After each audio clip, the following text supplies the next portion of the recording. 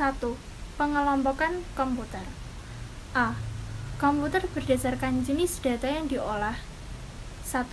Komputer analog. Komputer analog adalah komputer yang digunakan untuk mengolah data kualitatif, bekerja secara kontinu dan paralel. Komputer jenis ini biasanya tidak memerlukan bahasa perantara. Contoh dari komputer ini adalah komputer yang digunakan untuk mengukur suhu, kecepatan, suara, dan voltase listrik. 2. Komputer digital. Komputer digital adalah komputer yang digunakan untuk mengolah data kuantitatif seperti huruf, angka, kombinasi huruf, dan angka, serta karakter khusus. Biasanya, komputer ini memerlukan bahasa perantara atau bahasa pemrograman. Salah satu contoh dari komputer digital adalah PC atau personal komputer. 3. Komputer hibrid merupakan komputer yang memiliki kemampuan dari komputer analog dan komputer digital.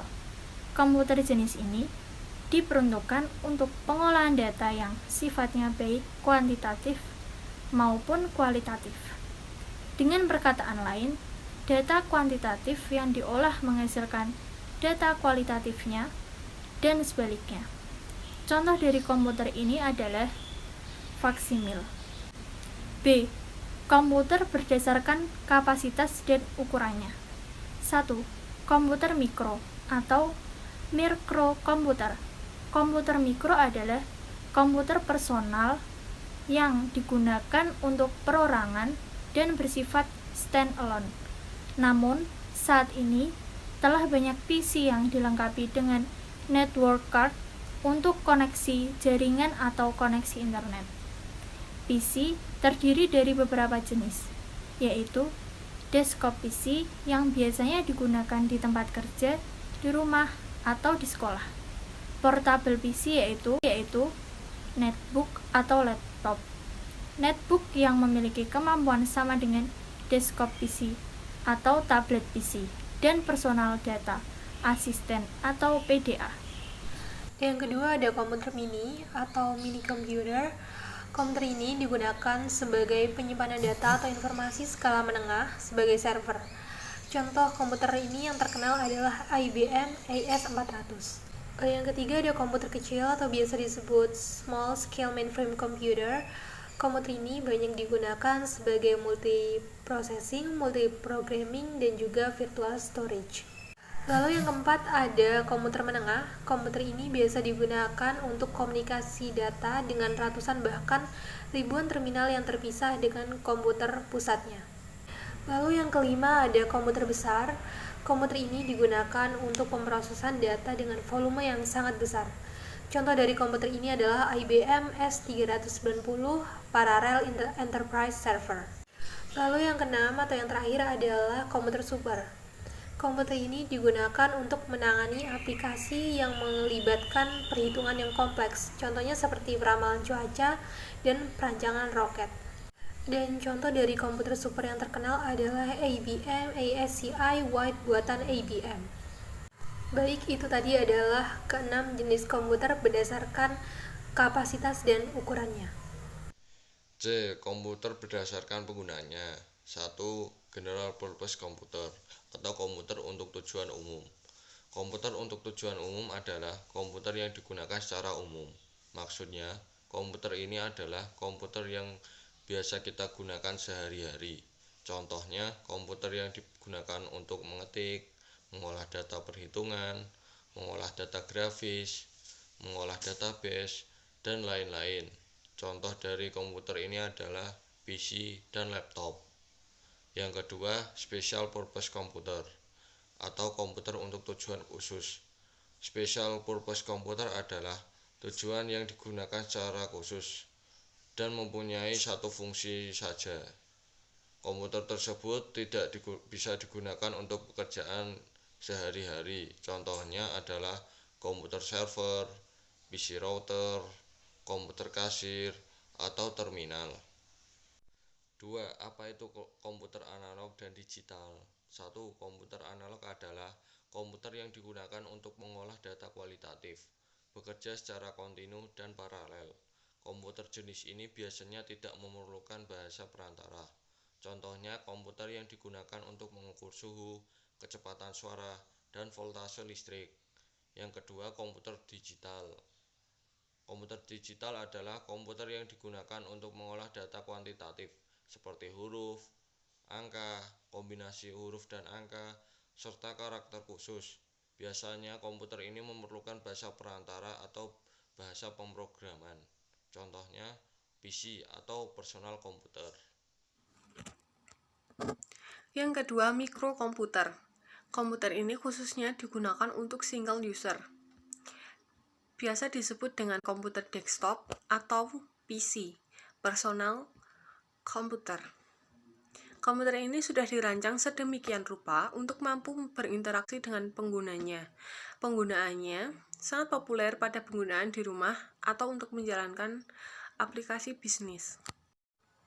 Yang ketiga, engineering workstation. Komputer ini lebih powerful bila dibandingkan dengan komputer pribadi. Umumnya, komputer ini digunakan untuk menjalankan aplikasi yang dipakai oleh para ahli teknik dalam melakukan perhitungan dan penyelesaian pekerjaannya. Aplikasi yang digunakan lebih cenderung kepada software yang banyak melakukan berbagai perhitungan, baik secara 3 dimensi maupun secara matematika lainnya. Contoh aplikasi yang digunakan komputer golongan ini adalah CAD atau Computer Aided Design yang digunakan untuk melakukan perancangan gambar teknik. Klasifikasi komputer. Yang pertama ada microcontroller. Microcontroller memiliki semua peralatan pokoknya sebagai sebuah komputer dalam satu chip. Peralatan tersebut diantaranya adalah pemrosesan atau processing, memori, input dan output. Kadangkala pada komputer ini beberapa chip digabungkan dalam satu papan rangkaian. Perangkat ini sangat ideal untuk mengerjakan sesuatu yang bersifat khusus, sehingga aplikasi yang diisikan ke dalam komputer ini adalah aplikasi yang bersifat dedicated. Jika dilihat dari harga, microcontroller ini harga umumnya lebih murah dibandingkan dengan harga komputer lainnya, karena perangkat relatif sederhana. Contoh alat ini diantaranya adalah komputer yang digunakan pada mobil untuk mengatur kestabilan mesin dan juga untuk mengatur lampu lalu lintas. Yang keempat, mini komputer. Komputer ini umumnya digunakan untuk banyak pemakai atau multi-user pada saat yang bersamaan dan timeshare. Timeshare ini artinya memungkinkan komputer tersebut untuk digunakan oleh beberapa pemakai sekaligus secara bersama-sama, dan komputer akan membagi waktunya bergantian untuk masing-masing pemakai.